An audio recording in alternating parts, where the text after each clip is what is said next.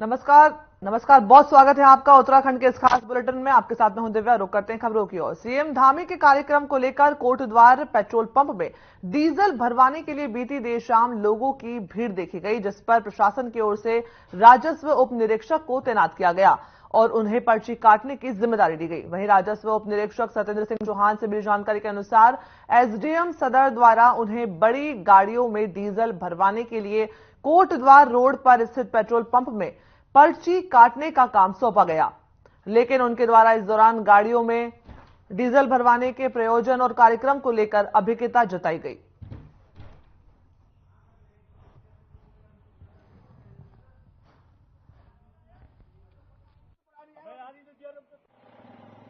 मुख्यमंत्री जा रहे उनकी जी। कितनी गाड़ियों पे दे दी आप तक? गाड़ियों में कितनी आपके कहाँ पे तक आपकी कितनी गाड़ियाँ हैं?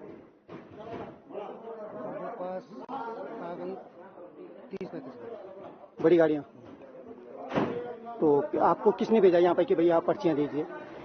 हमारे पास है एजेंट साहब सदर उनका आदेश। हाँ, एजेंट साहब सदर। कौन से एजेंट साहब?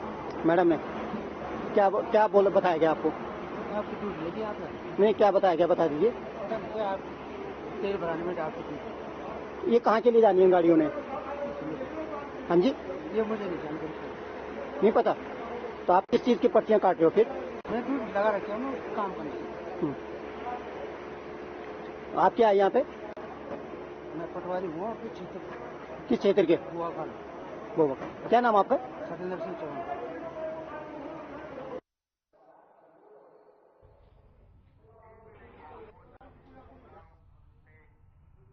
और वहीं मुख्यमंत्री पुष्कर सिंह धामी ने शुक्रवार को मुख्यमंत्री आवास में समान नागरिक संहिता पर बने गीत आ रहा है यूसीसी इसका विमोचन किया। इस गीत को भूपेंद्र बसेड़ा ने लिखा और गाया है। इसके साथ ही राकेश भट्ट ने संगीतबद्ध किया है। गीत पर बने वीडियो में मुख्य भूमिका ओम तरोनी और ललित जोशी ने निभाई है। आपको बता दें कि इस गीत के माध्यम से यूसीसी यूनिफॉर्म सिविल कोड के लाभ और आम जनमानस पर पड़ने वाले प्रभावों को दर्शाया गया है और इस गीत को हिंदी में तैयार किया गया है। मुख्यमंत्री ने जनता को जागरूक किया है और यूसीसी के प्रचार प्रसार के दृष्टिगत ये गीत लाया गया है और इस गीत से जुड़ी समस्त टीम को बधाई भी दी गई है।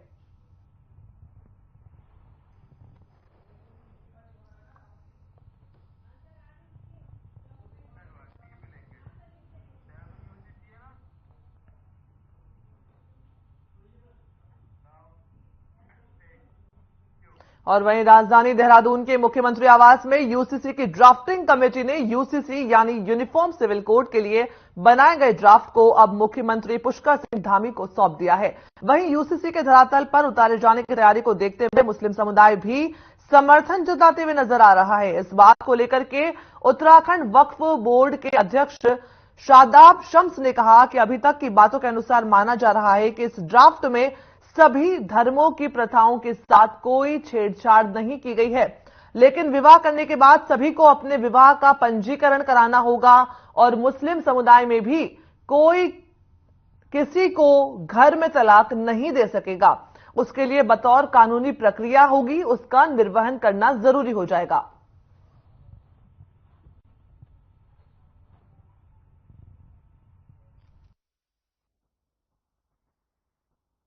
देखिए, मोटी लाइन ये है कि जो ये ड्राफ्ट है, जो हम समझ रहे हैं, जितना हमारी समझ में आ रहा है कि अब कोई किसी को, सबके कस्टम्स वैसे ही चलेंगे, सब अपने कस्टम्स को फॉलो करेंगे। निकाह वाले मुस्लिम जो हैं वो निकाह करेंगे, जो फेरे करते हैं वो फेरे करेंगे, सबके विवाह उसी तरह से होते हैं जैसे होते आए। कस्टम्स के साथ छेड़छाड़ नहीं होगी, लेकिन सबको अपने अपने निकाह, अपने अपने विवाह को रजिस्टर्ड कराना पड़ेगा।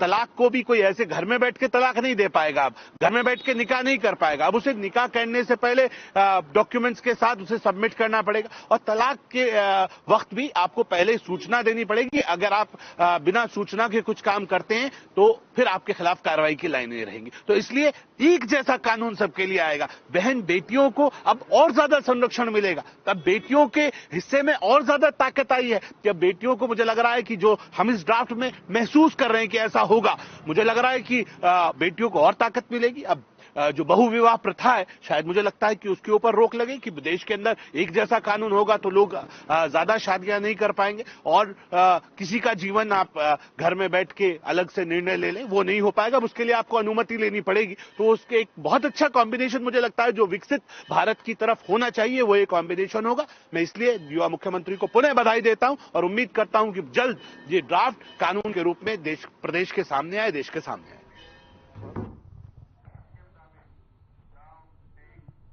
वहीं सीएम धामी सरकार में वरिष्ठ आईएएस ऑफिसर राधा रतूड़ी प्रदेश की पहली महिला मुख्य सचिव नियुक्त हो गई हैं। उन्होंने विधिवत रूप से मुख्य सचिव पद की कमान संभाल ली है। आपको बता दें कि वो उत्तराखंड में शीर्ष प्रशासनिक पद संभालने वाली एक पहली महिला हैं। अपने लंबे प्रशासनिक करियर के दौरान रतूड़ी कई महत्वपूर्ण पदों पर रही हैं। राधा के मुताबिक मुख्यमंत्री का जो निर्णय है निश्चित ही रूप से महिला सशक्तिकरण और नारी शक्ति का सम्मान है। प्रदेश सरकार महिलाओं के लिए राज्य भर में कार्यक्रम कर रही है। सरकार की योजनाएं महिलाओं को सशक्त और आत्मनिर्भर बनाने के लिए चलाई जा रही है। वहीं आईएएस ऑफिसर राधा रतूड़ी ने कहा कि उत्तराखंड की बेटियां खुद को किसी से भी कम ना समझे। सभी बेटियों को अपना ऊंचा लक्ष्य निर्धारित करना चाहिए। निश्चित ही रूप से उन्हें उनका मुकाम जरूर मिलेगा।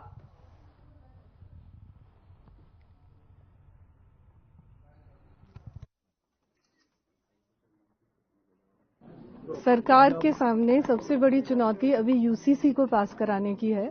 यूसीसी की जो एक्सपर्ट कमेटी बनी है वो 2 तारीख को माननीय मुख्यमंत्री जी को अपनी रिपोर्ट प्रस्तुत करेगी। उसको कैबिनेट में उसके बाद रखा जाएगा 3 तारीख को और 5 तारीख से 8 तारीख तक विधानसभा का विशेष सत्र होगा जिसमें यूसीसी का जो एक्ट है वो पारित किया जाएगा। तो इस समय सबसे बड़ी प्राथमिकता प्रदेश के सामने वही है और पूरी ब्यूरोक्रेसी एज अ टीम काम करेगी। मुख्य सचिव का रोल टीम लीडर का होता है, तो पूरी टीम को साथ लेके काम करना है। 10 लाख से ज्यादा तो हमारे सदस्य हैं संगठन में। और क्या होता है, प्राइमरी मेंबर होते हैं और पीसीसी मेंबर बन चुके हैं। सारी कमेटियां बन चुकी हैं, मैनिफेस्टो कमेटी बन चुकी, आपकी और सारी कमेटियां बन चुकी हैं हमारी। अब जिले के प्रधान बनने कोई बन जाएंगे, बाकी संगठन तैयार है। हरियाणा की 10 सीटों पे गठबंधन की जरूरत है सर? नहीं, कांग्रेस खुद में सक्षम है। सर अरविंद केजरीवाल तो कह रहे हैं कि हम गठबंधन में लड़ेंगे। जींद में उन्होंने कहा कि मैं क्या कह रहा हूँ वो लिख सुनो ना। सर कैप्टन सर ईडी जो चार्ज फ्रेम करने का मामला था एजेएल, उसमें आपके खिलाफ हाईकोर्ट चली गई है, पहले भी 2 बार कोई बात नहीं। तो चुनाव को लेकर ये तो कानूनी प्रक्रिया है उनके पास। सर मेरे को पूरा विश्वास है जुडिशरी। कैप्टन अजय यादव कह रहा है कि मेरा पार्टी में दम घुट रहा है क्योंकि जो इलेक्शन कमेटी की लिस्ट जारी की गई उसमें पिछड़ा वर्गों को अनदेखा किया गया। मैंने तो लिस्ट जारी नहीं करी, पार्टी ने करी, बाकी उनसे पूछो।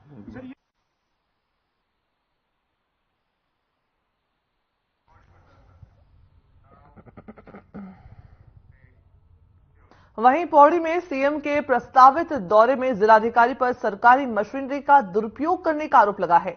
यह आरोप लगाते हुए और विपक्ष की खबरों को छापने पर मीडिया पर दबाव बनाने का आरोप लगाते हुए कांग्रेस ने सूचना विभाग में जमकर हंगामा प्रदर्शन किया है। इस दौरान आक्रोशित कांग्रेसियों ने कहा कि जिलाधिकारी द्वारा सीएम के दौरे को लेकर सरकारी मशीनरी का जमकर दुरुपयोग किया जा रहा है और दुरुपयोग की खबरें छापने पर जिला प्रशासन और सूचना विभाग द्वारा पत्रकारों को खबरें नहीं छापने की धमकियां दी जा रही है। इससे आक्रोशित कांग्रेसी शुक्रवार को जिला सूचना विभाग में आ धमके। वहीं आक्रोशित कांग्रेसियों ने यहां जिला सूचना अधिकारी और अतिरिक्त जिला सूचना अधिकारी के खिलाफ जमकर प्रदर्शन किया।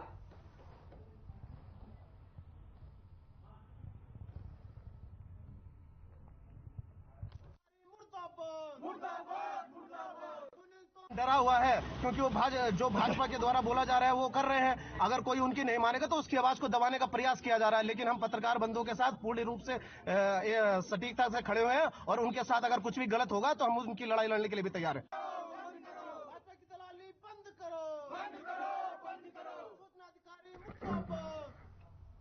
खबर देहरादून से है, जहां बीते दिनों बीजेपी के प्रदेश प्रभारी दुष्यंत गौतम ने एक विवादित बयान देकर सियासी गलियारों में हलचल तेज कर दी है। उन्होंने इंडिया गठबंधन पर अभद्र टिप्पणी करते हुए अमर्यादित बयान दिया। इसी को लेकर कांग्रेस पुरजोर विरोध प्रदर्शन कर रही है। तो वहीं बीजेपी के प्रदेश अध्यक्ष महेंद्र प्रसाद भट्ट अपने ही प्रभारी का समर्थन करते हुए नजर आ रहे हैं। बीजेपी प्रदेश अध्यक्ष महेंद्र भट्ट दुष्यंत कुमार गौतम की तरफ से दिए गए इस बयान का समर्थन करते हुए नजर आए।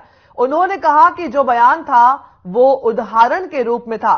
इसमें कांग्रेस और INDIA इंडिया गठबंधन के लोगों को लेकर उदाहरण पेश किया गया कि वैसे वो लोग लड़ते रहते हैं लेकिन कोई पकड़ने नहीं आता तो उनके खिलाफ हो जाते हैं। उन्होंने आगे कहा कि अगर वो खुद ही मान रहे हैं तो ये चोर की दाढ़ी में तिनका है तो हम क्या कर सकते हैं, मैं क्या ही उत्तर दूं।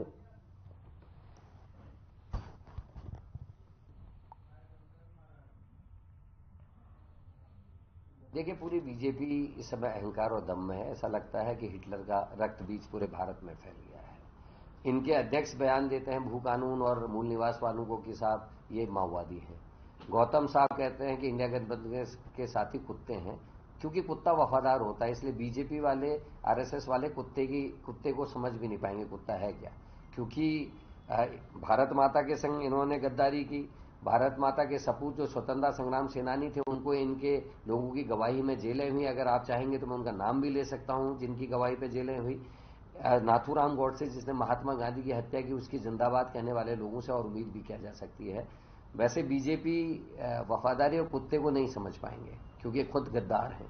और बीजेपी को ये याद रखना चाहिए कि जब स्वर्ग की सीढ़ी में पांडव जा रहे थे, पांचों पांडव, तो पहली बात तो भाई साहब का जो बयान था कल का, वो एक उदाहरण के रूप में था और कांग्रेस के या NDA के लोगों ने के लिए एक उदाहरण पेश उन्होंने किया था कि आपस में तो लड़ते रहते हैं और जब कोई इनको पकड़ने आता है तो फिर उसके खिलाफ हो जाते हैं।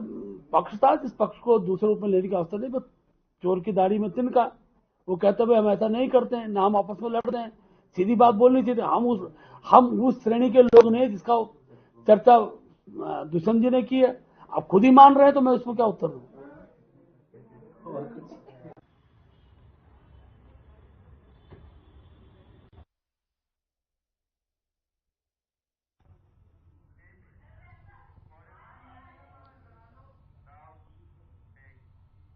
और वहीं इंडिया गठबंधन को लेकर कुत्तों की मिसाल देने पर कांग्रेस भड़क गई है। मंडल मुख्यालय पौड़ी में कांग्रेसी नेताओं ने इस पर तीखी प्रतिक्रिया दी है। बीजेपी के प्रदेश प्रभारी दुष्यंत गौतम के बयान पर सियासत गर्मा गई है, जिसको लेकर कलेक्ट्रेट परिसर के समीप कांग्रेसियों ने बीजेपी के प्रदेश प्रभारी दुष्यंत गौतम का पुतला दहन कर अपना विरोध दर्ज करवाया है और साथ ही जमकर बीजेपी सरकार के विरोध में नारेबाजी भी की है।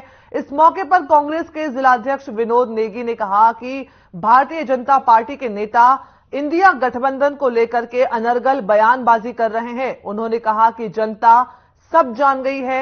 विरोध जताते हुए उन्होंने कहा कि इसका जवाब जनता आगामी लोकसभा चुनाव में जरूर देगी।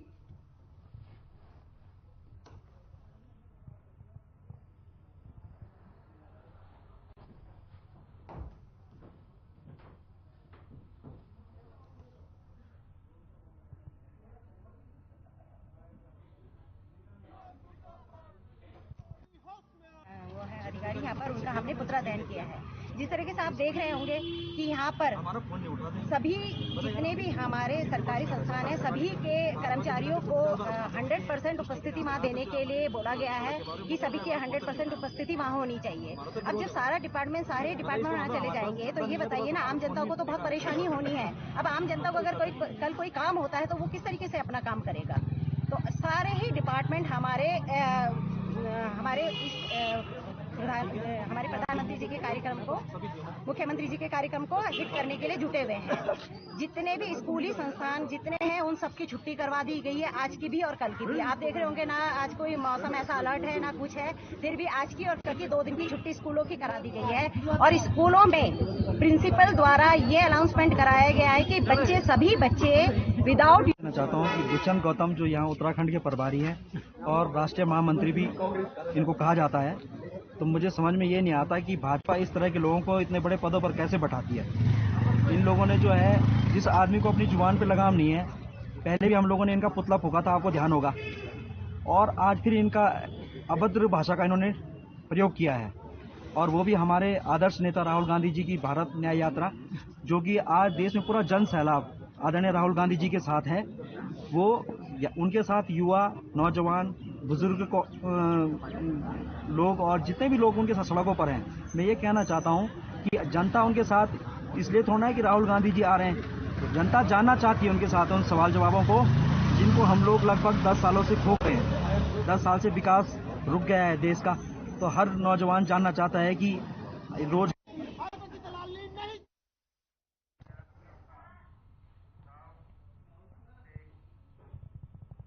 वहीं रायवाला थाना क्षेत्र के अंतर्गत बाइक की चोरी हो गई है, जिसे पुलिस ने बरामद कर लिया है। बाइक चोरी करने के आरोप में पुलिस ने 2 युवकों को गिरफ्तार किया। पुलिस ने आरोपियों के कब्जे से बाइक के साथ 2 चाकू भी बरामद किए हैं। बता दें कि आरोपियों के खिलाफ बाइक चोरी के साथ ही पुलिस ने अवैध रूप से धारदार हथियार रखने के आरोप में भी मुकदमा दर्ज कर लिया है। बता दें कि आरोपियों को पुलिस ने न्यायालय में पेश किया, जहां कोर्ट के आदेश पर पुलिस ने आरोपियों को जेल पहुंचा दिया है।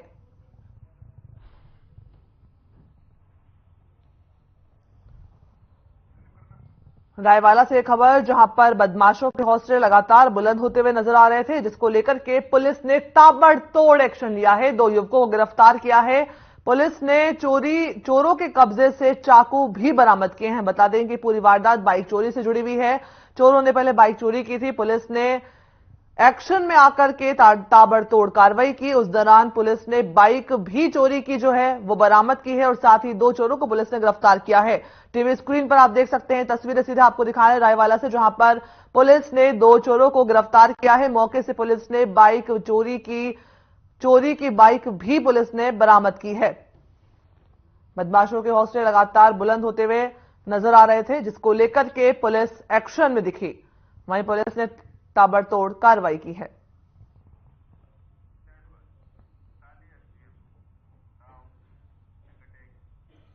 सरकार भले ही अधिकारियों को पहाड़ चढ़ाने के लाख दावे कर ले, लेकिन सरकार के दावे अक्सर सरकार के सरकारी आदेशों के ही फेल नजर आते हैं। बीते रोज गुरुवार को शासन द्वारा तहसीलदारों की तबादला सूची जारी कर दी गई, जिसमें चमोली जनपद में तैनात 4 प्रभारी तहसीलदारों का स्थानांतरण अन्यत्र जनपदों में कर दिया गया। हालांकि माना यह जा रहा है कि ये ट्रांसफर लोकसभा चुनावों के मद्देनजर किए गए हैं, लेकिन इन तबादलों के सापेक्ष शासन ने चमोली जनपद में एक भी तहसीलदार या प्रभारी तहसीलदार नहीं भेजा है।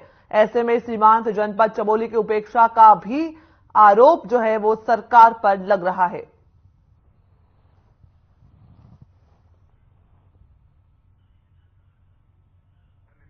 थराली से खबर, जहां पर तैनात 4 प्रभारी तहसीलदारों का ट्रांसफर कर दिया गया।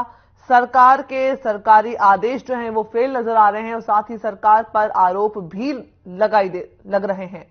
बता दें कि पूरी खबर, जहां पर पदस्थ तहसीलदारों के ट्रांसफर से खबर जुड़ी है, उनका ट्रांसफर कर दिया गया है। साथ ही सरकार पर आरोप लग रहा है कि आगामी लोकसभा चुनाव के मद्देनजर ऐसा ट्रांसफर किया गया है सरकार के द्वारा। थराली से खबर आपको बता रहे हैं, जहां पर सरकारी आदेश फेल नजर आ रहे हैं। आरोप लगते हुए दिखाई दे रहे हैं सरकार पर, जहां ऐसा कहा जा रहा है कि आगामी लोकसभा चुनाव है, उसी के दृष्टिगत, उसी के मद्देनजर सरकार ने फैसला लिया है और पदस्थ 4 तहसीलदारों का ट्रांसफर कर दिया गया है। ये खबर थराली से देख सकते हैं। ये तस्वीरें, ये विजुअल सीधा आपको थराली से दिखा रहे हैं। तहसीलदार कार्यालय से तस्वीरें सीधा आपको दिखा रहे हैं, जहां पर सरकार पर आरोप लगते हुए दिखाई दे रहे हैं। उप जिलाधिकारी थराली का ये कार्यालय, ये तस्वीरें थराली से आपको दिखा रहे हैं, जहां पर तहसीलदारों का ट्रांसफर कर दिया गया है। बता दें कि 4 तहसीलदारों का ट्रांसफर हुआ है, जिसको लेकर के थराली में विपक्ष हमलावर हो गया है, सरकार पर आरोप लग रहे हैं। बता दें कि 4 तहसीलदारों का ट्रांसफर हुआ है। तहसीलदार कार्यालय से ये खबर, ये तस्वीर सीधे आपको दिखा रहे हैं थराली से, जहां पर 4 तहसीलदारों का ट्रांसफर कर दिया गया है। बता दें कि लोकसभा चुनाव बेहद नजदीक है। लोकसभा चुनाव को लेकर के तारीखों की घोषणा जल्द की जा सकती है। अप्रैल मई में लोकसभा चुनाव संभावित हैं। उसी के मद्देनजर सरकार पर यह आरोप लग रहे हैं कि तहसीलदारों का जो ट्रांसफर है वो लोकसभा चुनाव में फायदा उठाने की वजह से किया गया है। थराली से यह खबर।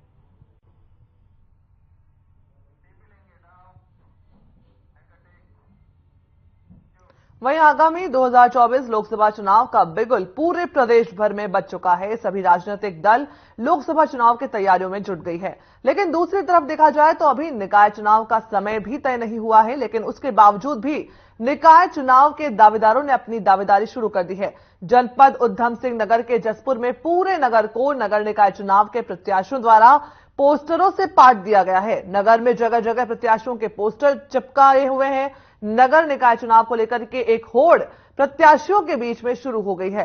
पोस्टरों को देख करके ऐसा लग रहा है जैसे नगर निकाय चुनाव बहुत ही जल्द होने वाले हैं। वहीं पूर्व विधायक शैलेंद्र मोहन सिंघल ने बताया कि जहां तक लोकसभा का चुनाव है, लोगों ने ये मान ही लिया है कि प्रधानमंत्री नरेंद्र मोदी तीसरी बार प्रधानमंत्री बनने जा रहे हैं, जिसको लेकर के विपक्षी दल किसी तरह का दावा पेश नहीं कर रहे। जहां तक नगर निकाय चुनाव की बात है तो उसको लेकर के लोगों में खासा उत्साह देखा जा रहा है। जहां तक लोकसभा का चुनाव है, लोगों ने मान ही लिया है कि माननीय मोदी जी तीसरी बार प्रधानमंत्री बनने जा रहे हैं, भारतीय जनता पार्टी जीतने जा रही है। तो विपक्षी दलों ने अपना जो है किसी तरह का दावा पेश नहीं कर रहे, बिल्कुल किसी तरह का उनमें उत्साह नहीं है। तो जाहिर है कि लोकसभा में किसी तरह का विपक्षी दल द्वारा प्रचार नहीं किया जा रहा। जहां तक निकायों की चुनाव की बात है, उसके लिए लोगों में उत्साह है, पर जब तक आरक्षण सीटों का नहीं आए तब तक किसी भी बारे में बोलना ठीक नहीं होगा, क्योंकि पहले आरक्षण आएगा, फिर महिला पुरुष का भी एक मैटर होता है। तो किस तरह की सीट आती है उसके बाद ही उसमें बात की जा सकती है। शुरू में भी नगर पालिका को शिकायत मिली थी कि सरकारी पोल, सरकारी संपत्तियों पर कुछ पोस्टर, बैनर, फ्लैक्सियां वगैरह लगाई गई हैं। तो उसका संज्ञान लेते हुए नगर पालिका द्वारा सरकारी संपत्तियों से उनको हटाने का कार्य आरंभ कर दिया गया है। उनको चिन्हित भी किया जा रहा है। जिन लोगों ने फ्लैक्सी वगैरह लगाई हैं उनको भी नोटिस दिए जाने की कार्रवाई की जा रही है। कुछ जो संपत्तियों पर लगे हैं उनमें कुछ निकाय चुनाव से संबंधित हैं, कुछ एडवर्टाइजमेंट लोगों के विज्ञापन टाइप के फ्लैक्सी लगे हुए हैं, उनका चिन्हीकरण कर लिया गया है। सूची उपलब्ध होगी, उसके उपरांत ही उनको नोटिस देगा। चलिए अब सीधे लिए चलते हैं आपको पौड़ी गढ़वाल, जहां सीएम धामी का रोड शो हो रहा है। मुख्यमंत्री पुष्कर सिंह धामी का रोड शो पौड़ी गढ़वाल में।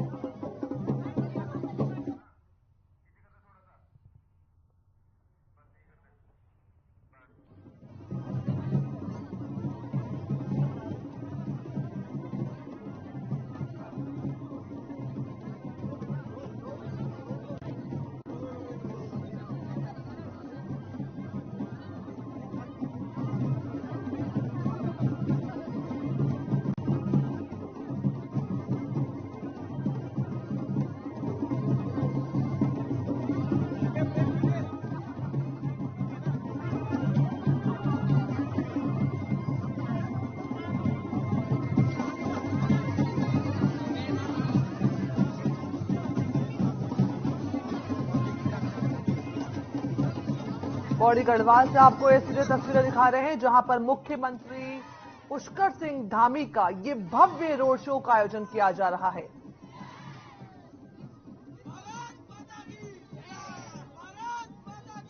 गाड़ी पर सवार फूल फेंकते हुए लोगों का हुजूम आप देख सकते हैं। पौड़ी गढ़वाल में उत्तराखंड के मुख्यमंत्री पुष्कर सिंह धामी का ये रोड शो। इस दौरान बड़ी संख्या में लोग मौजूद दिखाई दे रहे हैं, जहां रांची से कंडोलिया पार्क तक लोगों का अभिवादन जो है मुख्यमंत्री के द्वारा स्वीकार किया जा रहा है।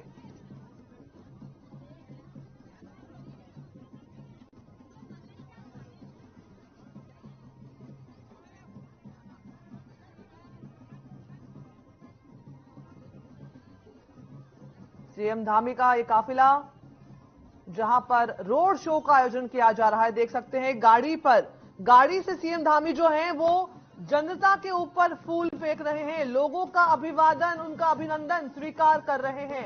ये तस्वीरें सीधे आपको पौड़ी गढ़वाल से दिखा रहे हैं, जहां मुख्यमंत्री, उत्तराखंड के मुख्यमंत्री पुष्कर सिंह धामी का ये भव्य रोड शो, जहां पर लोगों का अभिवादन जो है मुख्यमंत्री स्वीकार कर रहे हैं।